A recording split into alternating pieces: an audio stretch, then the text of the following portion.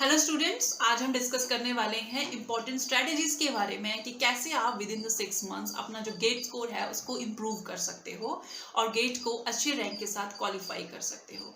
तो मैंने previous video में आपको बताया था कि किस टाइप की सिली मिस्टेक्स एक्चुअल में स्टूडेंट्स करते हैं ड्यूरिंग द एग्जाम प्रिपरेशन, जिसकी वजह से उनका एग्जाम जो है वो क्वालिफाई नहीं हो पाता है। राइट, सो आज का जो हमारा टॉपिक है वो हमारे इम्प्रूवमेंट स्ट्रेटजीज के ऊपर है कि कैसे आप इन 6 मंथ्स को यूज करके प्रॉपरली अपना एक मैनेजमेंट करके टाइम का आप कैसे गेट एग्जाम में बढ़िया स्कोर कर सकते हो। So myself, Dr. Krisha Sharma, and I am the GATE faculty at Kaplan Life Science Academy, where I teach biotechnology and food technology to the lovely students. Right? So now let's start. The first thing you need to do about the GATE exam preparation is that you should know about your exam. Most of the students जो होते हैं उनको पता ही नहीं होता है कि gate exam actual में है क्या, आप किस लिए दे रहे हो और आफ्टर कंप्लीटिंग द एग्जाम आपको किस टाइप की अचीवमेंट्स जो है उसमें मिलेंगी। ठीक है, किस टाइप के आपको, अगर सिंपल वे में बोला जाए, पर्क्स आपको मिलेंगे अगर आप गेट एग्जाम को क्वालिफाई कर जाते हो। तो आपको अकॉर्डिंग टू योर बैकग्राउंड आपको जो अपना एग्जाम है वो चूज करना है।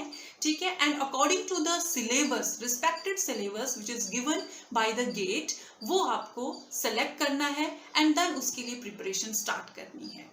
ठीक है, तो ये आपका फर्स्ट स्टेप होना चाहिए कि आपको गेट एग्जाम देने से पहले उसके बारे में प्रॉपरली पता होना चाहिए। और एक बात और ध्यान में रखनी है कि इसको इसलिए नहीं करना है कि आपका जो बेस्ट बडी है एक्चुअल में वो एग्जाम की प्रिपरेशन कर रहा है। आपको इसलिए करना है क्योंकि आप उसको सच में क्वालिफाई करना चाह रहे हो। अगर ऐसा नहीं है, आप जस्ट अपने फ्रेंड को कॉपी कर रहे हो, देन दिस इज रॉन्ग। आपसे गेट एग्जाम क्वालिफाई नहीं हो पाएगा because you are not that much determined for the GATE examination qualification. Right, so next आपका जो स्टेप आता है, अगर आप उसके लिए डिटरमाइंड हो गेट एग्जाम को प्रिपेयर करने के लिए, तो नेक्स्ट स्टेप आपको जो फॉलो करना है वो कि आपका जो सिलेबस है, जो एक्चुअल में आप डिजायर्ड सब्जेक्ट को ऑप्ट करना चाहते हो, उसके बारे में आपको एक प्लान बनाना है। So make a plan about your syllabus. Right, because GATE exam में आपके मल्टीपल सब्जेक्ट्स होते हैं। जैसे अगर हम लाइफ साइंसेस की बात करें तो उसमें chemistry, microbiology, biochemistry and then आपका जनरल एप्टीट्यूड आता है। ठीक है, इस टाइप से उसमें मल्टीपल सब्जेक्ट्स होते हैं। तो आपको वो प्रॉपरली अपने सब्जेक्ट्स चूज करने हैं एंड देन उनका जो सिलेबस है उसको कैटेगराइज करना है कि आप उसमें से कौन से टॉपिक्स में स्ट्रॉन्ग हो और कौन से टॉपिक्स में वीक हो, कौन से टॉपिक्स में आपको ज्यादा एफर्ट लगाने की जरूरत है और कौन से टॉपिक्स में आप जस्ट रिवीजन में ही उनको अपना स्ट्रॉन्ग होल्ड जो है उसमें बना सकते हो। ठीक है, जब आप इनको कैटेगराइज कर लो देन आपका नेक्स्ट स्टेप आता है कि आपका जो 6 मंथ का टाइम है आपको उसे प्लान करना है।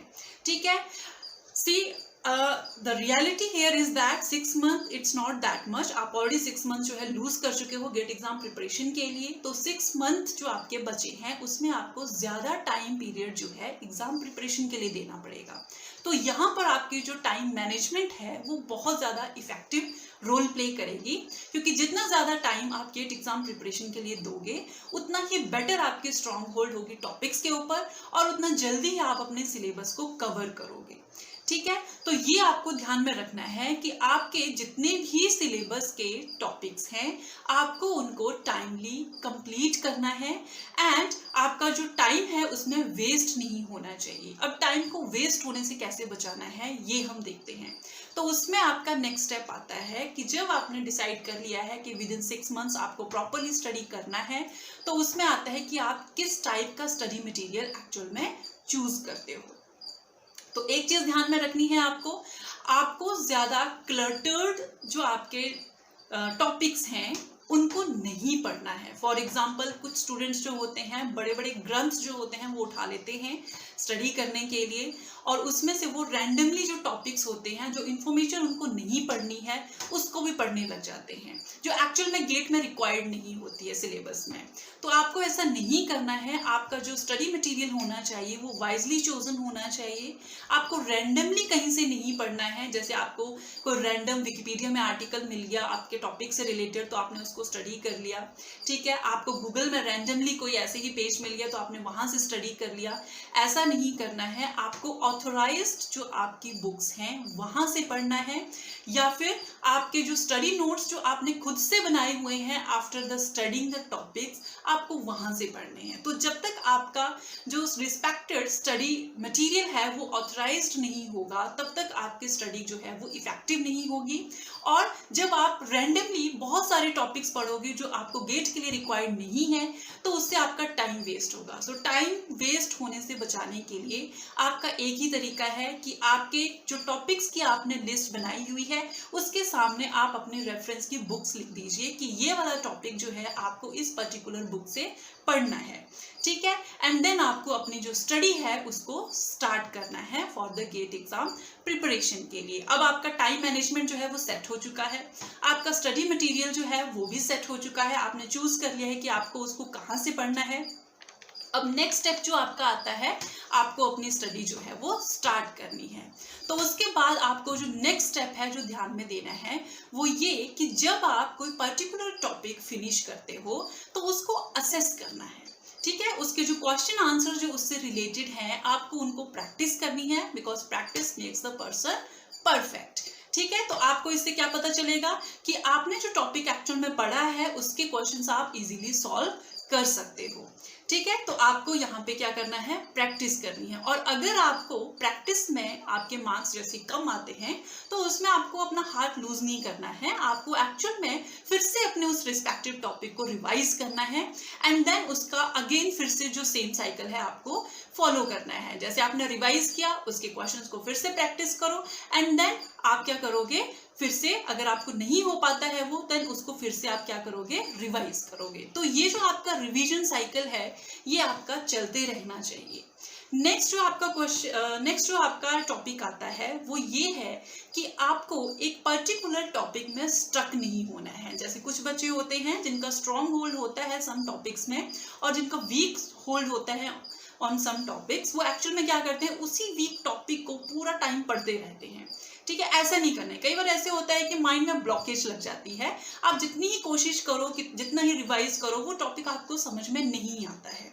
तो ऐसा नहीं करना है, एक टॉपिक के ऊपर ज़्यादा टाइम तब तक नहीं देना है जब तक आपको लगे कि एक्चुअल में आप वहाँ पे स्टक हो चुके हैं। अगर you feel like you are stuck there then move on to another topic, ठीक है। कोई लाइट टॉपिक पढ़ो जो आपको इजीली अंडरस्टैंड हो सके, आप उसको इजीली समझ सको, ठीक है। देन उस स्टक टॉपिक पर आप थोड़ा उसको गैप दो, ठीक है। आपका माइंड भी काम हो जाएगा, रिलैक्स हो जाएगा, देन आप उसको फिर से स्टडी करने की कोशिश करो। सो आई बेट कि आपको डेफिनेटली वो टॉपिक जब आप ऐसा करोगे तो जो आपका वीक टॉपिक है जो आपको समझ में नहीं आ रहा था वो इस टाइम जरूर समझ में आएगा, ठीक है। तो ये था आपका क्या कि आप कैसे अपने टॉपिक्स को इम्प्रूव कर सकते हो। और इसका एक नेक्स्ट आपका आता है कि आपको जब आप स्टडी करते हो, अपने क्वेश्चंस को रिवाइज करते हो, ठीक है, उनको प्रैक्टिस करते हो, उसके बाद आपको ध्यान देना है कि आपके प्रीवियस ईयर्स के गेट एग्जाम के क्वेश्चंस